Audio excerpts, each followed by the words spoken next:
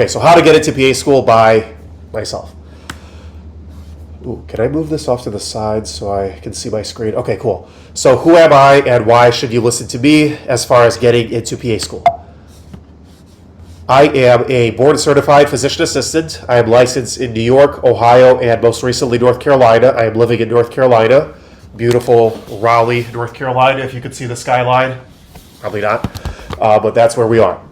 I was a non-traditional low GPA applicant. I wasn't one of those kids, who had a 4.0 all the way from fourth grade up until college. I really did not care about school. I wasn't good at school. I had to struggle and fight to get into this career, like I'm sure a lot of you also will have to, so I'm definitely understanding of that. Another thing, I am not an admissions professional. The highest capacity I've served in any admissions function was being part of the interview process while I was a second-year PA student. And I think that was really about it, because I've been doing this consulting business since PA school, so it would be a massive conflict of interest for me to be officially involved in any way. So that's just kind of a disclaimer. What I do have is 5 years of experience helping pre-PA students. It started with personal statements. After that, it morphed into how to interview and feel confident about yourself during the interview. And since then, as I've talked to more and more people in admissions, and so on and so forth, I've kind of started helping people craft strategies for themselves personally to get in, because everybody's a little bit different. That's me putting in sutures, and that's me just hanging out with somebody. Okay, so without further ado, why is this going this way? Okay, who gets in? Hopefully you. But if you look online, if you Google it, how competitive is PA school, who gets into PA school, you're going to see numbers literally from 1% to like 40%. So which of these is accurate? So this is from a pretty reputable consulting blog. It says 31%. Then you see something as low as 2 or 3%. You see 8%. You see 20%, literally in the same article. Then you see AI says 31, whereas med school is 42, which is completely inaccurate. If you know anyone applying to med school, it's super hard. So what's the actual number? Nobody really knows, but my experience, based on being involved in admissions in a pretty well-established program that was 25 years old or so, quite competitive, is about the top 10% or so get interviews. So let's say a school gets 3,000 applications, which is pretty typical. 200 to 300 will get interviewed, of which, depending on the class size, 25 to 50 or so will get in. Biggest class size I've seen is close to 100. Smallest I've seen is like 10 or 15.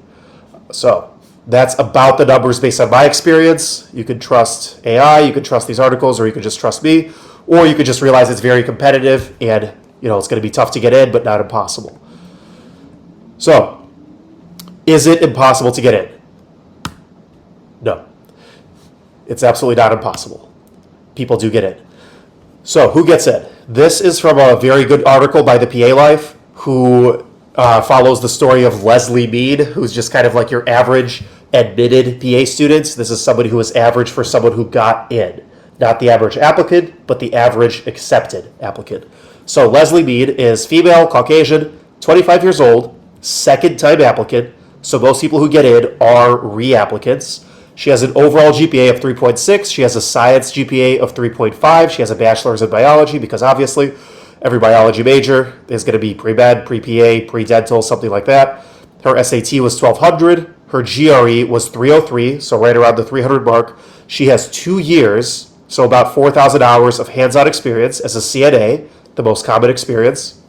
And she has a long history of community engagement and volunteer work. She also has very good recommendation letters, and this is the resource for this. So that's the average. Now, if you're below average in any way, do not be afraid. People get in all the time, okay? So what if my GPA, my patient care experience, my volunteer, it's not quite as good as Leslie Mead? Is it still possible? Yes, absolutely. Yes. Admissions is multifactorial. GPA is very important, but it's not everything. You can excel in other areas. So for instance, I don't know if anyone's applied to Widener University, but these guys were very, very transparent. They actually posted their entire application, applicant review rubric online, which is super wonderful, because it's kind of nebulous. It's like, how important is GPA? Can I make up for GPA with higher hours? Will I get in if I have other factors, right? So these guys actually legitimately spelled it out, what it is they're looking for, and they assign points. So as you can see, GPA, is worth the same amount of points as a personal statement and letters of recommendation and volunteering, and there's other bonuses. So I don't know if every school does it this way, but this is just kind of a template. Also, something you should see up here, the admissions checklist. Are your transcripts submitted? Is everything verified? Do you meet the prerequisites? Have you taken all the prerequisites that they need? Have your letters been submitted? So when you submit requests for letters, they fill out a form. It takes a few days at least. So you want to get ahead of things. Is your personal statement done? And their minimum looks like is 500 hours, which is very, very low. So once you've met that, now you're being considered here. At least that's how it works here. So let's go over these one by one. Now, I'm going to pause real quick and stop sharing my screen for a second. Does anyone have any just super burning questions before we move on?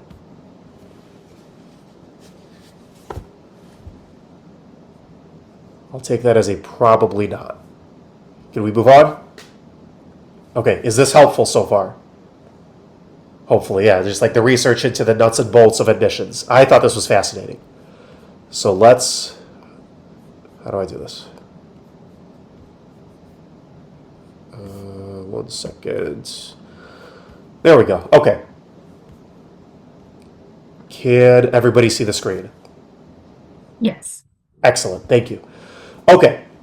So just piece by piece, this admissions rubric, right? We talked about these absolute musts. If you don't have all this done, then you won't even be considered here. So these are absolute musts. Make sure your transcripts are submitted. There's forms through CASPA. You have to actually have them officially requested through all the schools you've gone to. If you only went to one school, that's easy. If you've been to like 6 undergraduate institutions like myself, it was harder, but it's certainly possible. Just make sure you're ahead of these things because everything takes time. Prerequisites. This is where it could get a little sticky. So sometimes if you have kind of a weird college, a smaller liberal arts college where maybe they have a weird form of anatomy, it's not like anatomy and physiology 1 and 2 like most of your prerequisites will want. Let's say it's like comparative anatomy, some sort of anatomy class. You're going to really have to talk to admissions and make sure you've met that prerequisite with the description of that course, because if you haven't, your prerequisites are not met, boom, you're not even considered. Okay, so make absolute sure, do your due diligence, make sure you've met the prerequisites. Letters of recommendation. Has everybody you've asked submitted it or are already pending? Make sure you get ahead of this. You don't dilly-dally, you make sure this is done. Personal statement. I don't think you could really submit CASPA without that, so I'm not sure why that's a thing. And then do you have 500 hours? If you have lower than that, will you still be considered? Possibly, especially if you've spoken with admissions, but more on that later. So let's start with GPA, the biggest one that everybody seems to have questions about. So this I thought was pretty cool. So in this case, based on this criteria, a 3.9 is no better than a 3.5, which I think is kind of shocking, right? 20-point maximum, if you have 3.5 or above, you met the 20-point maximum, that's it. You know, if things get a little closer as far as considering applicants, they might kind of do that differently. But at least in this school, it looks like 3.5 and above is the maximum. So if you're wondering what is a good GPA for PA school, 3.5 is it. If you're a little bit higher, cool. Medium. So what if you have a 3.4? Are you out? No, absolutely not. You are now 5 points down compared to somebody who is higher. That's not a lot in the grand scheme of things. Let's say you have a tragically low GPA, in this case, let's say 2.7, right? You still are only 10 points down compared to this person, compared to whom you might have more hours, you might have other factors that you'll see below. So even something like this, in this case, in this school, is not tragic. Now, if you check their website, they do say 3.0 minimum, but if their minimum is 3.0, why would that be a thing, right? So I guess it depends on the competitiveness of the people you're competing with, but they might still be considering you even a little bit lower, maybe in extenuating circumstances. Moving on from GPA. Yeah, we just talked about this. Why would I do this? Are they absolute? Set in stone? Oh yeah, stone, that's why. I put this application, or this presentation together, and I thought this was funny this morning.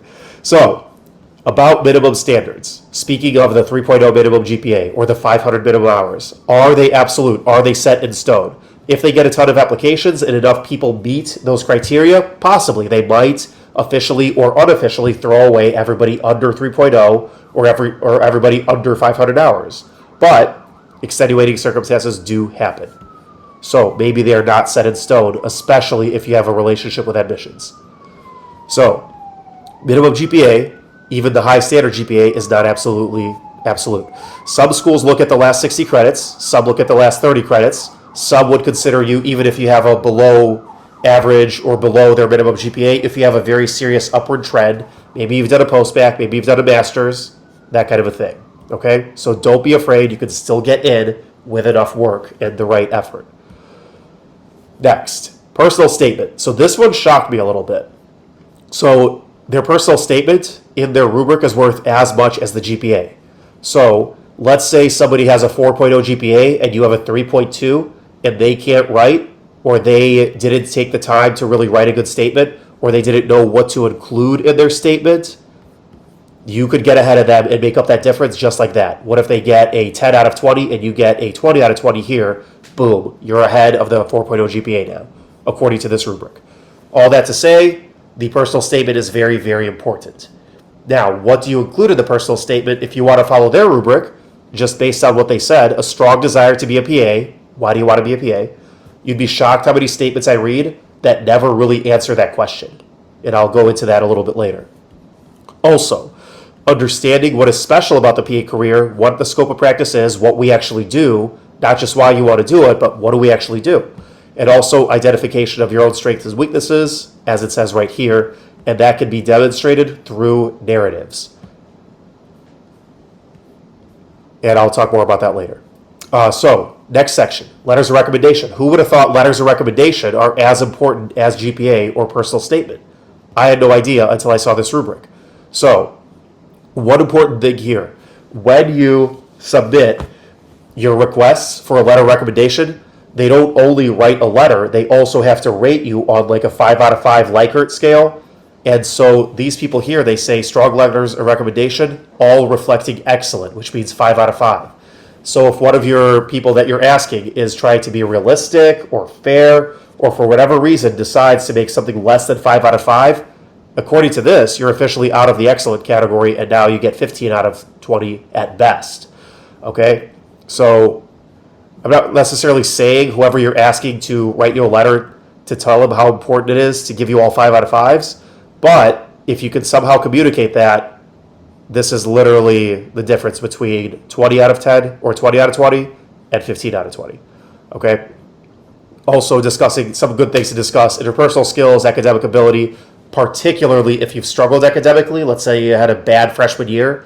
If you have a professor who saw you kind of grow as a student and really kick butt, they would be an excellent person to write you a letter of recommendation, give you all 5s, and talk about this.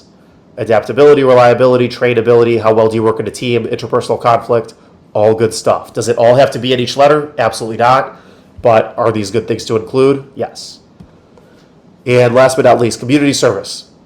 Who would have thought volunteering in community service was worth as much as GPA? Certainly not me. But demonstrates commitment to community engagement, strong history of community service. Now, I looked at their website. I didn't see a certain number of hours, but I've seen some schools legitimately require 50, 100, 200 hours of community service. So make absolutely sure that you do your research before you apply and start doing community service in something you care about early. Now, true or false? This is a rhetorical question. Somebody can unmute and answer if you want or not. True or false, community service must be medical. As in, do I have to feed senior citizens in the hospital? Do I have to hand out magazines at the hospital? Do I have to bring a service dog to the hospital? I'll give you like 5 seconds and then we'll move on. True or false? False? Obviously. Absolutely false. Some people might think it's true, like, oh, I'm applying for a medical career. It's got to be medical. Everything's got to be medical. From my personal statement to my volunteering, all the way up and down, every class I've ever taken. Absolutely not. False. Whoever said false, gold star. For instance, oops, we're not going on to special people yet. There we go. Okay. No, it's false. So for instance, 90% of my community service came from walking dogs, cleaning up after dogs, and doing like dog adoption events because I like dogs. And I've always been too busy to have one. So that's what I did. You know, it does not have to be anything remotely medical. It's what you care about. Mission trips, animals, feeding the homeless, whatever it is you care about, like knitting scarves, I don't know, anything. As long as you care about your community, you're a caring person, you got some hours to back that up, that's literally good enough. Whatever you care about. Special. We all want to be special. Some of us, according to this rubric, are officially special, and some are not, which is okay. But certain schools give certain credits and preferences to certain groups of people. For instance, this school gives you 5 whole points if you're a graduate of Widener. So you're applying to their program and you went to that undergraduate institution, you get 5 points right off the bat. If you live in the area where the school is, another 5 points. If you're in the military or have ever served in the military, another 5 points. And then underrepresented populations in the PA field, which is essentially anyone who's not a Caucasian female. I'm not sure if they include Caucasian males in that, but we are less than 20% of all PAs, so maybe. I'm not sure exactly how they gauge that. But certainly if you are any population that is less than 10% of the PA field, which is virtually anyone who is not Caucasian, you probably get 5 points here. Now, different schools have different preferences, but this is just an example of what this particular school is looking for. I've seen a lot of schools in North Carolina particularly that say if you're a resident of North Carolina or you went to any of these undergraduate schools in North Carolina, you get special treatment. So it's not like a huge advantage, but look, 5 points each. So you could basically make up for a low GPA or a bad personal statement just with these 4. Am I telling you to go move to Chester, enroll in Widener, go join the Army, and I don't know how you're going to change this? No, but these are facts. Okay? I had a greater point about that whole thing, but I forgot. So who wants to be special? All of this. Now, some might also say bilingual ability, especially border states, Arizona, California, Texas. A lot of schools give you Spanish ability points, that kind of thing. So definitely do your research where you might get a little bit of extra credit to kind of give you an extra boost to get in. Okay. And last but not least here, this is just kind of how they do it. Based on how many points you get, you're either granted an interview, a wait list, or nada. So that just depends. And that's it. Okay. Common questions that I get about applying to PA school. So I'm going to ask that we kind of go through these common questions before anybody raises their hand, because I probably have answered your question in these with a whole little cool PowerPoint slide. So let's just go through these. Unless anyone has a very, very burning question right this minute. Give you like 30 seconds to compose your thoughts.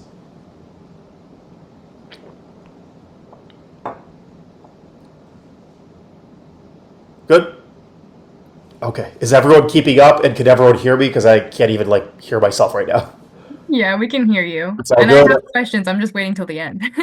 Okay, fair enough. So in that case, I'll just kind of speed talk through the rest of this. There isn't a whole lot left, and we'll do your questions. Okay. Alrighty. Common questions.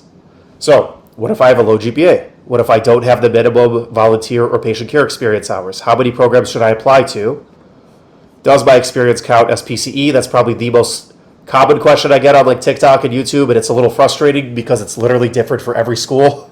And that's what I always say, ask admissions. But, there's some common ones that literally every school counts. Do graduate level courses count as prerequisites? Sometimes yes, sometimes no. And then what about international grads? This one is a whole lecture in itself. So we'll start with the most common one. I have a low GPA. I am below that 3.5 threshold for excellent. I might even be below the 3.0 minimum. What do I do? So you got a bunch of options. Depending on how dire your circumstances are, you could retake the classes. You could take new undergraduate classes, assuming you don't have a C or worse in a prerequisite. Some schools it's B or worse. Do your research. But as long as you qualify with the prerequisites, I recommend taking a class, instead of retaking it, taking a new one, because it shows more about you if you can get an A in a brand new class. But sometimes you do have to retake things, especially if they're a prerequisite. Also, you probably already know this, but retaking a class does not replace the bad grade. It simply adds a good grade, all to be averaged out. You could do an unofficial post-bac where you just take a bunch of classes. You could do an official post-bac that's usually 2 semesters, and it's usually for pre-medical. So most of your classmates will be trying to go to med school, so that's your competition. So if you excel in one of those programs like I did, that's going to say a lot of good things about you.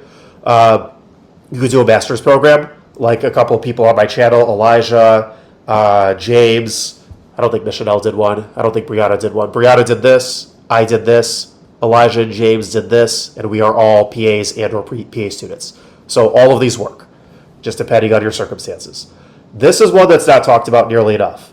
So I'm someone who likes to hedge my bets. I like to always have a backup plan, and I like to do 2 things at once. So if you're already going to take undergraduate classes, you already don't need a whole lot of prereqs, and you just need to get your grades up and maybe get a little more competitive, why not take the classes required to get a different bachelor's degree that will grant you access to a different job, such as an ABSN, Accelerated Bachelor's of Science in Nursing, a radiology tech bachelor's, or even an associate's, respiratory therapy bachelor's, and there's others.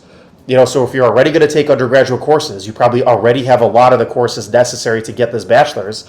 1, max 2 years, you could have one of these jobs that pays $50, $60, $80, $90,000, also gives you high-level patient care experience, and also has you get your grades up while you're getting the bachelor's. So that's just kind of an option that's not talked about a lot, like kind of a backup plan. Worst case scenario, you work in this job for a year, 2 years, 3 years, and then apply again. Also, each of these jobs opens up options besides just PA, such as nurse practitioner, CRNA, perfusionist, all kinds of other careers that you may not have considered. So this is actually an unpopular option that I really wish people would consider more if they happen to be a low GPA applicant. All right, next one. What if I don't have the minimum PCE or volunteer? Get them.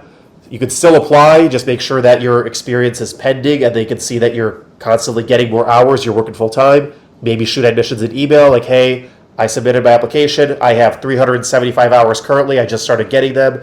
By the time of matriculation, God, willing, I matriculate, I'm going to have 900, right? And they'll be like, oh, okay, maybe we'll consider you. And also you can apply to programs that require fewer hours, like Widener had 500, my program 750. So those programs exist. Another common question, how many programs should I apply to? Now, why the number is 12, I don't know. I applied to 2. That was kind of dumb on my part. There was, personal reasons why I did so. But for some reason, the going logic is 12. But also don't just apply willy-nilly. Do your research. Make sure you're eminently qualified for each of these programs. You've talked to each of these programs. They know who you are. And then apply to as many programs as you could do that with. But 12, for some reason, is the going number. Again, not set in stone. Now, the most annoying question ever. Does my experience count? I don't know. But, so I'm going to say perhaps. Check the school's website for acceptable experience. Every single PA school website will have that, what we accept. If you're not certain, contact admissions. But, as a general rule, if you are hands-on, paid, and personally responsible for some aspect of patient care, it should count. Where it gets a little tricky is medical assistants that have a lot of clerical duties, scribes. Some schools love them, like mine, like half the people were scribes. Some schools don't count it. Dental assistants, physical therapy aide. I've seen all of these folks as PA students, but I've also seen schools that don't accept these experiences. So check the website. If you're confused, ask admissions. Or if you haven't even started, just get something that's more basic like CNA or medical assistant or EMT that will count in every single program, just to be strategic. Generally, like I just said, you should be fine. All right, do graduate level courses count as prerequisites? I've seen yes and I've seen no. So I just did a mock interview with someone yesterday who is actually a physical therapist. She got her bachelor's and I think a doctorate in India. Then she came over to the States, got a doctorate in physical therapy, worked for 5 years or maybe more, and now she's applying to PA school. Her physical therapy courses did count, and she now has an interview. Is that the case with everybody? Absolutely not. Do your research, talk to admissions. You're going to hear me say that a lot. It's usually kind of a case-by-case basis. Ask admissions. Okay. International students, this gets super complicated. Not every school even takes them. Do you have to take the TOEFL? Some people do, some people don't. It really, really depends. So certainly talk to the school and just peruse their website. All right. So a recap before we kind of go into questions. We've talked about who gets in, average stats, all these things. I would love to cover the personal statement a little bit more. All right, so that's kind of my specialty. That's kind of what got me into this whole advising career, is helping people with their personal statements, because if you think about it, it's kind of unfair to accept or to expect somebody that just wants to practice medicine, wants to essentially be a scientist, to be like a Pulitzer Prize winning writer. Like, we're not applying to an English program, we're applying to PA school. Why are you expecting us to be excellent writers? But you must. Okay, that's the whole reason my business exists. Why is it so difficult to know with your entire heart, soul, and brain that you want to do this career, but you just can't get it out of your mouth or onto paper? Why? Okay, there's ways about that. But this is kind of a template. Express this, express that, and express this. But how do you best communicate these things? With personal examples, personal narratives. You're going to hear me say that a lot. So, who could outcompete you at being you? Literally no one. Someone could have a better GPA, someone could have a cooler story, someone could have a better sob story, someone could be more motivated, someone could have like a million hours of experience, but no one is as you. And that is worth 20 points in the essay if you could convey this. So it's legit. Okay? Someone might have a 4.0. Someone might be a second career, bachelor's of science nurse, or someone with a ton of hours in some sort of career, paramedic. They might have been volunteering since they were 2. They might have literally letters of recommendation from Dr. Phil, the Pope, Oprah, and the Surgeon General, and they still are not as good at being you as you are. So you can still outcompete them in the personal statement category if they can't write or they can't communicate why they're so special. Okay? So, how do you write an excellent personal statement? You buy my book, or you get the free copies that I'm going to donate to your organization. Not trying to make money on these; they're literally like $5 on Kindle. But what I did was I went step by simple step how you actually write this essay. Okay, common mistakes I see. This is the most common: the personal narrative essay. For some reason, people start writing an essay and they go, "Well, I was born here, and then I went to high school here, and then I went to college here, and now I'm applying to PA school." Okay, cool. You don't have to write a narrative. You just have to tell me why PA.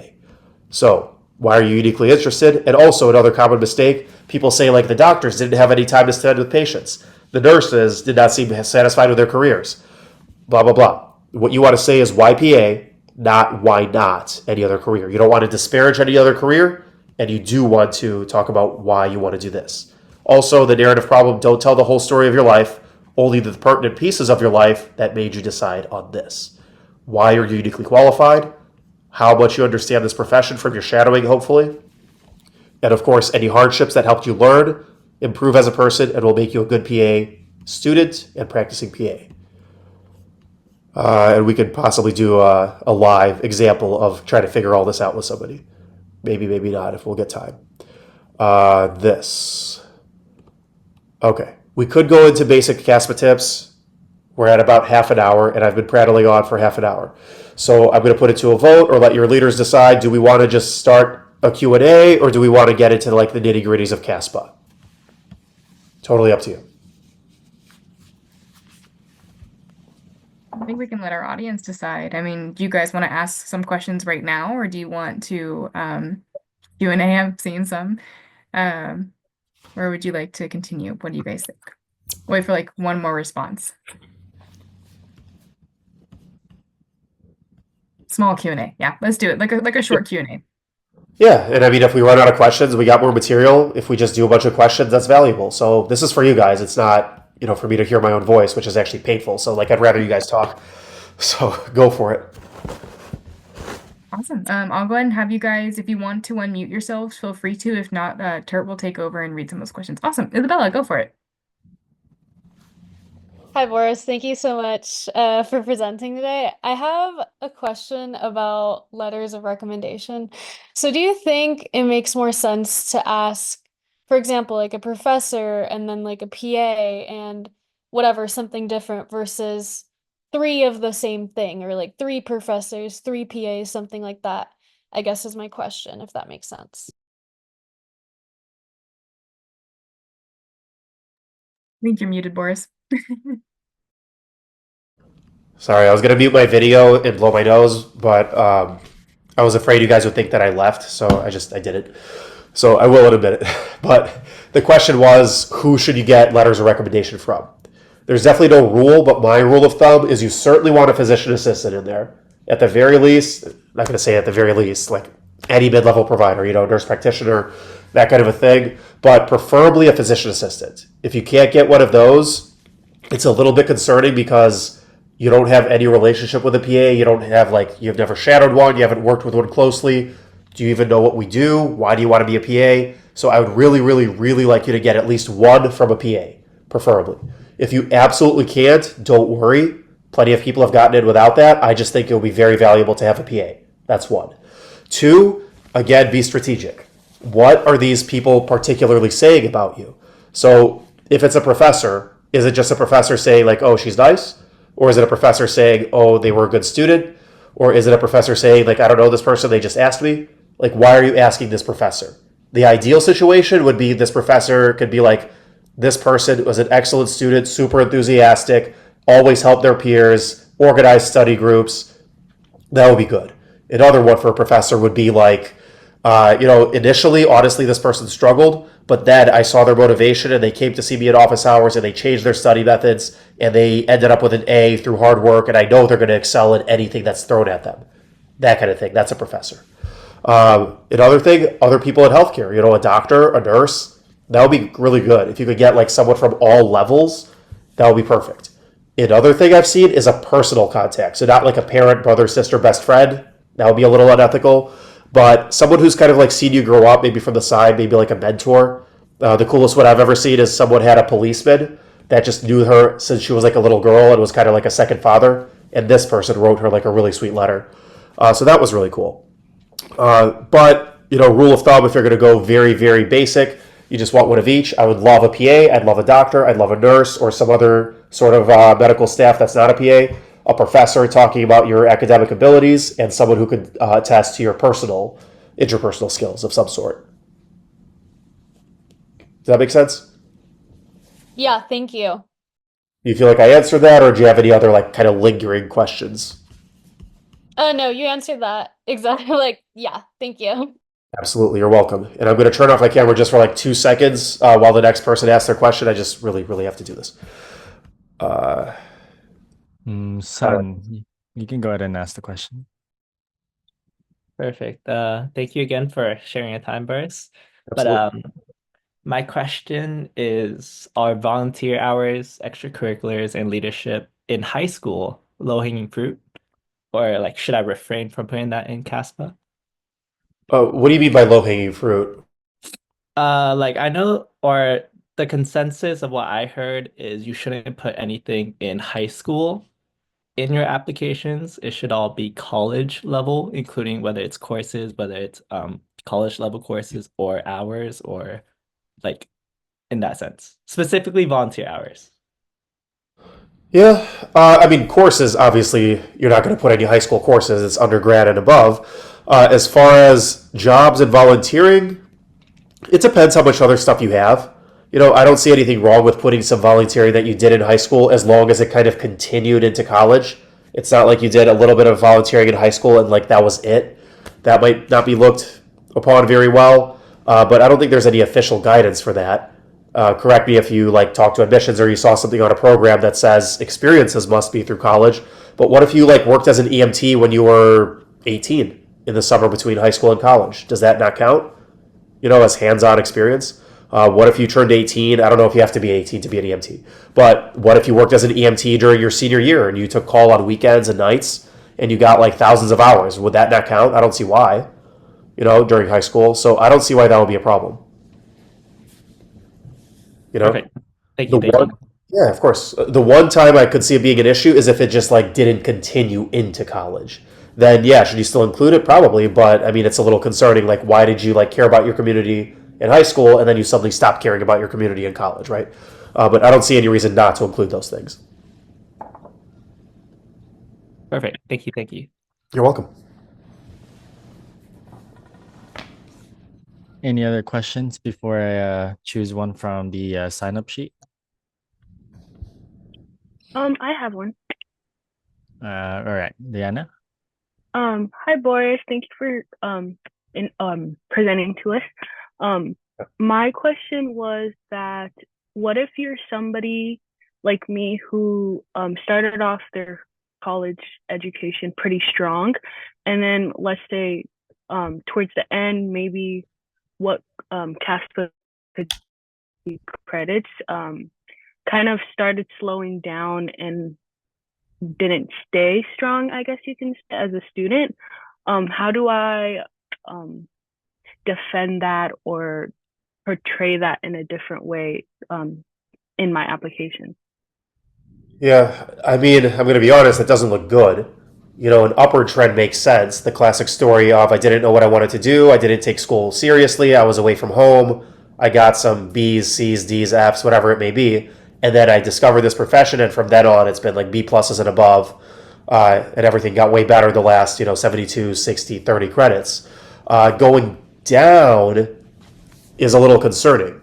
Like as you're finishing out your senior year, as you're really shooting for this super competitive profession, why did you take your foot off the gas? Why did you not study as well? Were there extenuating circumstances? Is there any kind of excuse you could make? I guess most of it is just change in environment. Moving back home to kind of a more hectic environment. So kind of affects your studying habits a little bit. Sure. But I guess it wouldn't be the entirety of my last 60 credits that would be the lower trend, I guess. It was just like one class, one or two classes that I'm a little bit nervous about them seeing as a downward trend. Do you feel comfortable sharing how bad the classes were? Are we talking F's or are we talking like a B? We're talking C's. You got a Just a couple of C's C. your senior year. Yeah, so I got a C in Gen Chem 2, and then right now I'm taking some, and well, now I just checked my grade and it's now a B because I was able to study harder, change my habits a little bit to move up to a B, but it's just that one class that I'm a little bit worried about them seeing as, oh, what happened compared to my previous grades. Wait, sorry. So just to make sure I understand, you're concerned about a B? A C, sorry. I thought you said that you checked and now it's a B. Yeah, so it just changed from a C to a B, but prior to that, a few semesters ago, I took Gen Chem 2, and that's a C. Okay. To reiterate, if you're misunderstanding, previously she took a class for Gen Chem 2 that was a C, and now she's currently taking another class that was a C, but now it is bumped to a B at the moment. It was Okay. like a Yeah. previous class that she was worried about as a C. So like a TLDR, too long, didn't read version, is you got one C. How many semesters ago? 2 semesters ago. 2 semesters ago, and now you have one B, and those are the classes you're worried about. Mostly the class that I got the C in is what I'm worried about. What is your overall GPA, if you don't mind? 3.8. What is your science GPA? I haven't calculated my science GPA, but I think it might be 3.9 potentially. But if I now add this, I think it's down. I haven't really calculated my science GPA. Okay. I mean, like, there's no official answer, but I probably would not worry about it. Okay. You made it sound like the whole senior semester was a bunch of C's. You went from like 3.5 and plus to like a 2.5 or something. You know what I mean? It doesn't sound like that. You're still staying above like a 3.2, 3.5 every single semester. You don't have a single semester below that. You have one single C, it sounds like, on your transcript. Yeah. I guess I was just worried about compared to like other semesters, why is it that it looks a little rocky here? I think you'll be okay. Okay. Now, the fact that it's a science class and a prereq, not the best, but it's also, unless you're going to a school or applying to a school that, the minimum for prereqs is B, which usually it's C, you already met the criteria. If you're super duper concerned, maybe retake Gen Chem and get an A, something like that. But no, you're fine. Okay. Overall performance, we're looking at overall. Overall, you're quite good. You could certainly talk about it in your personal statement. I probably, in your case, maybe wouldn't. I'd talk about much more interesting stuff. Be ready to talk about it in your interview. But yeah, I really don't think I would worry if I were you. Okay, perfect. Thank you so much. Yeah, absolutely.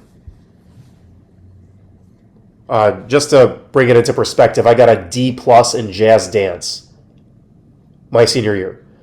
I think I may have failed Latin. That was credit, no credit, so that's only no credit I've ever had. And I'm pretty sure I got a D in like some sort of a martial art class because I just didn't go. And I've been practicing for 3 years, so I think you'll be okay. Thank you. And Yeah. it seems like Isabella also has another question. Hi, yeah, thank you. I have another question regarding letters of recommendation. Mhm. Do you think, I guess, how do I put this? Is it weird to ask in the email or whoever you're asking for a letter of recommendation, like, hey, do you mind putting like excellent for the ratings? Because this is my first time hearing about the ratings. I didn't even know that was a thing. Or Right. do you think that's kind of like, let's not, do that? It comes off kind of weird. Um, so this is one of those things where interpersonal skills come into play. That's kind of like where they say like I'm not telling you to do this, but I'm also not telling you not to do this, kind of a thing. So it would be much better if you could do it in person. Is it possible to do this in person?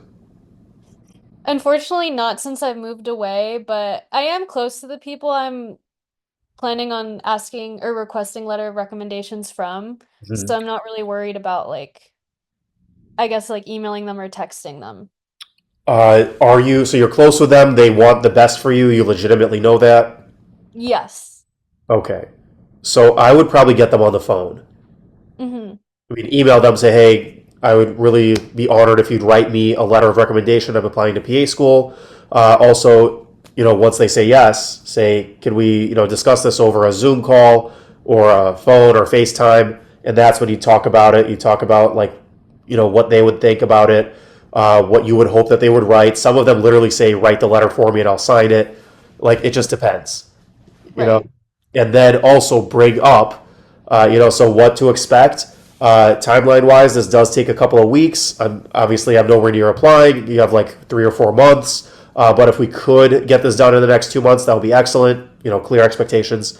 What you will get is an email from CASPA. They're going to have you fill out a form. So they're going to have you write a letter, but also rate me in all these categories.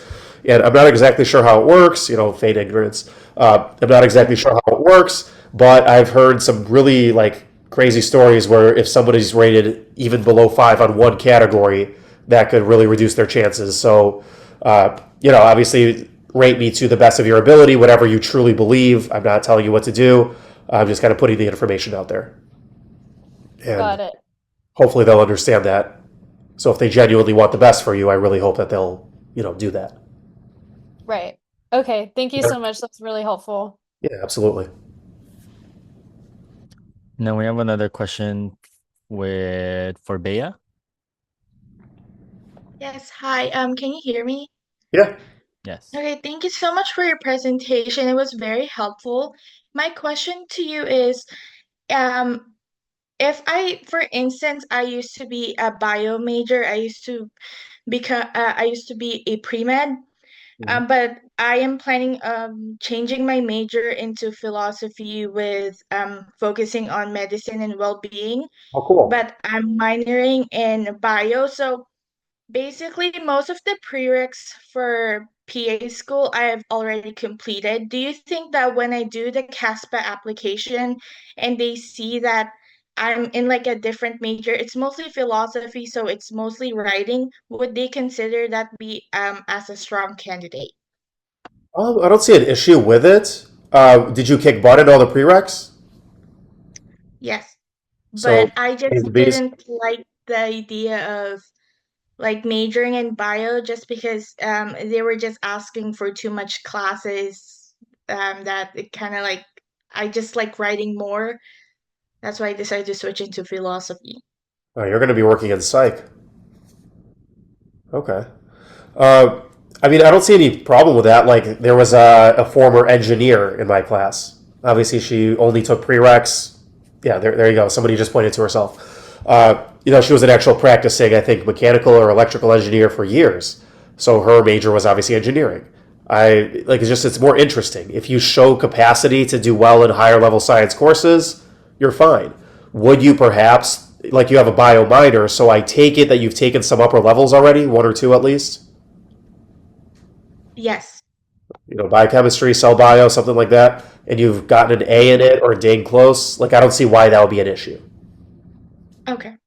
Maybe consider taking an upper level bio and or chemistry course that you're very interested in, maybe like senior year, if possible, really kick butt in it. So they're like, okay, no doubts. She was really good her first 2, 3 years. She's really good at science classes now. She just has other interests. Excellent.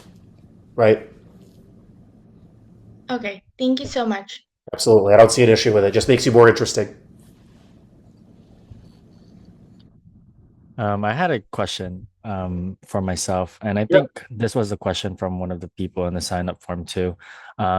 Any tips for second time applicants or like anything we need to fully emphasize on?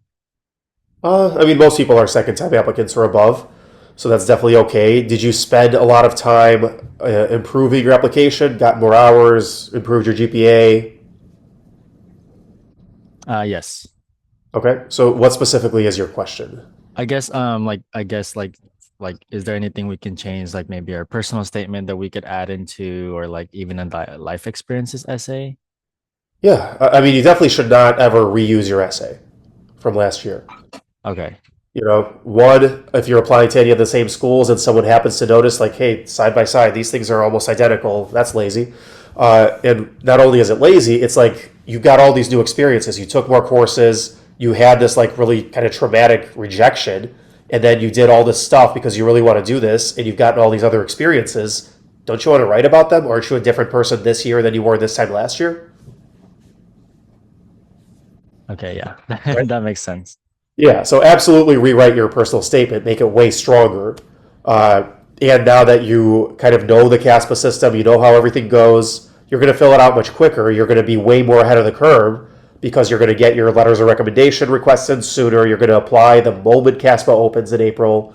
You're going to categorize which schools. That's part of my presentation actually, is just like CASPA strategies, but you're going to prioritize which schools to apply to first, what to wait on, which schools to apply to.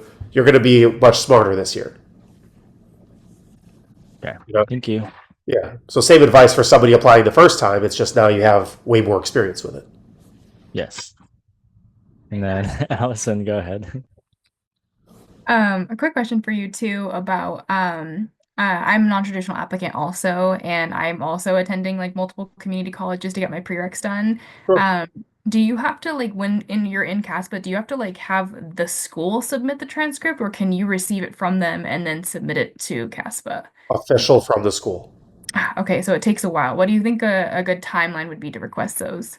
ASAP. ASAP. Yeah, if you're done, because like it's usually through Parchment. It's like all the same service. So like they all cost money. It's like $5, $7, whatever it may be. I don't know exactly how long it takes. I remember it being like quicker than I expected. I expected it to be like a month, and it was like a week. Oh, okay. But like it's your future. I'd probably go as like long as possible. If you're done with that school, like as soon as you're working on your CASPA, just request it then. Okay, and it transfers over to the next cycle, right? So I don't have to have them resubmit it. I think so, but I would definitely reach out to CASPA's customer service and make certain, because that is something you don't want to hold you back. This is Like okay. your second cycle or however many cycles, some stuff is able to be carried over. And Okay. if it's not, you could just email CASPA customer service, say, hey, can we, move my classes, all my everything from my previous year, and they will.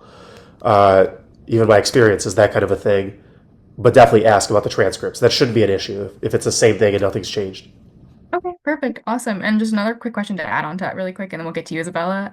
For GPA, since I am attending so many different colleges, how did you calculate your overall GPA? Is there just like a calculator online I can use? You could. I'd rather make my own. But also, does it really matter?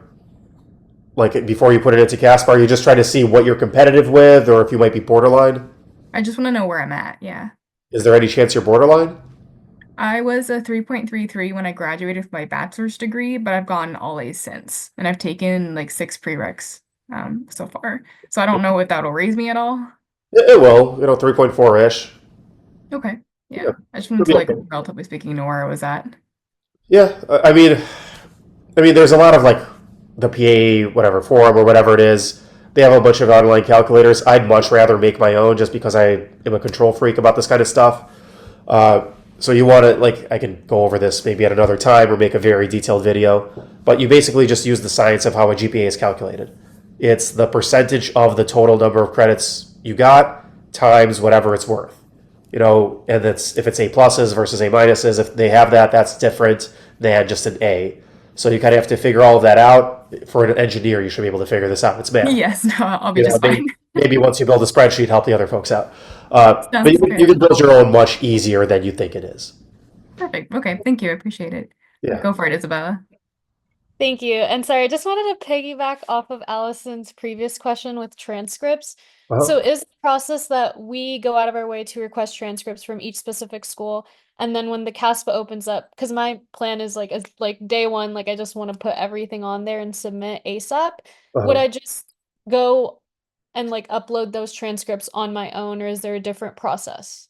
There's a different process. So you go through the transcripts yourself and you input every single course and every single like grade that you got and credit and everything. And then you like CASPA gives you an address or whatever it is, and then you officially request official copies of transcripts from every single school.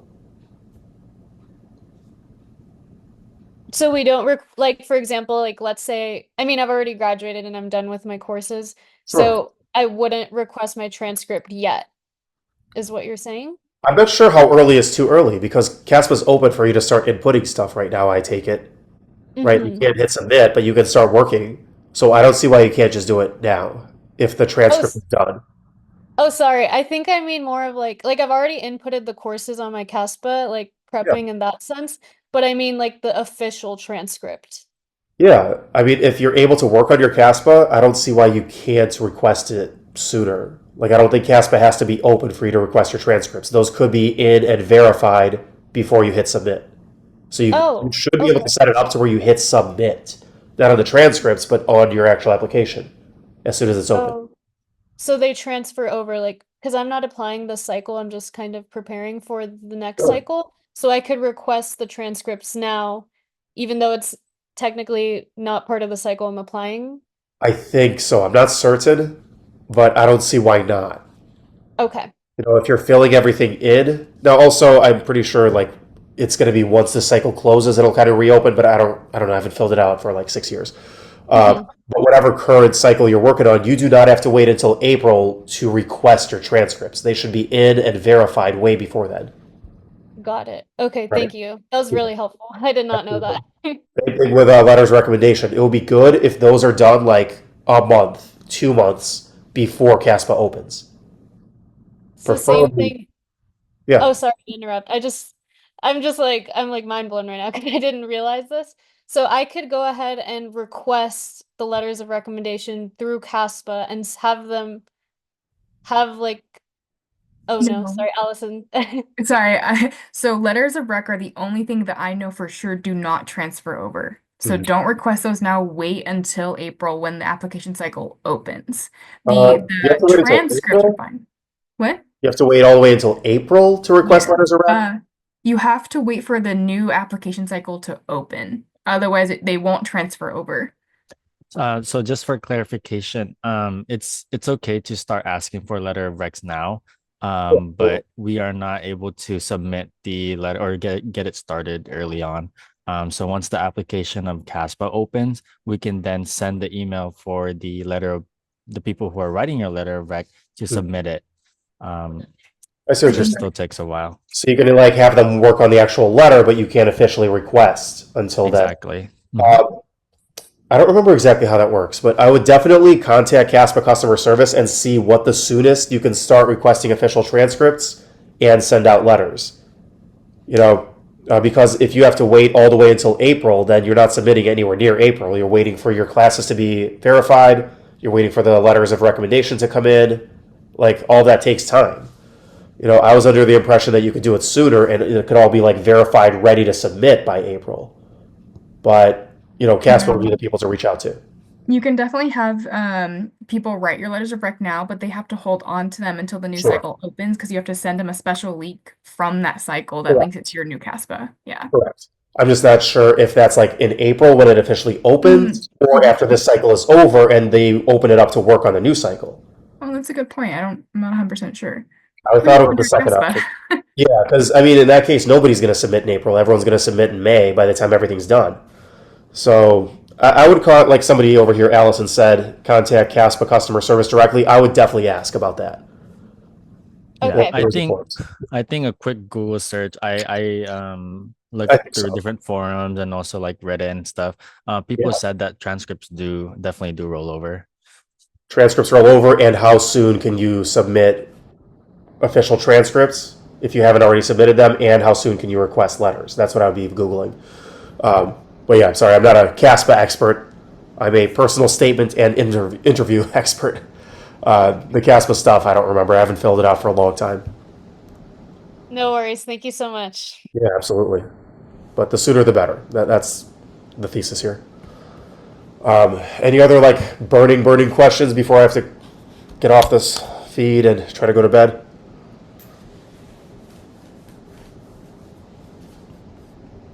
Everyone's good? Think so. I think everyone might be all right. I think everyone's questions are answered so far. Just again, I am sending the attendance form in the chat. The code is Boris with the smiley face. And I also sent a link with Boris's services. You might have seen Boris on TikTok, YouTube. He also has different services. I know you also have like interview services, personal statement, and so feel free to check those out. And I know we also have we barely touched upon the interview, like information session about interviews. So maybe we could set something up with that, Boris, if you'd like. Yeah, yeah, absolutely. We kind of focused on the front end of CASPA, not after you've already gotten your interview.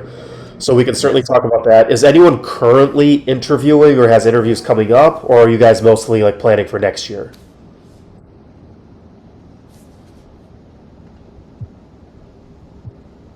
Next year, it looks like. All right. Okay. So no one's looking at interview like right now. We have a couple people on our board who are, but not currently in the meeting. Okay. Yeah, I mean, we can certainly go over that. That's going to be a better thing to do. Like, so insight into what I'm doing here. Like, this whole meeting with groups, going to different colleges, blowing up on freaking TikTok, this is all new. Like, I've been doing this for 5 years, and it's always been kind of like in the back of my mind. And it's like, oh, I'll answer an email here and there, I'll edit an essay here and there. Like, this becoming like a part time job is new. So I'm still trying to figure this out. But what was my greater point with that? I can't remember anymore. So I'm trying to make this organized. So I'm meeting with more and more and more pre-PA clubs, organizations such as yourselves.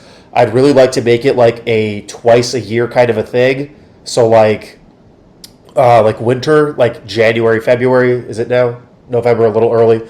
But January, February, just before everyone's kind of gearing up for filling out their CASPA, do one of these presentations.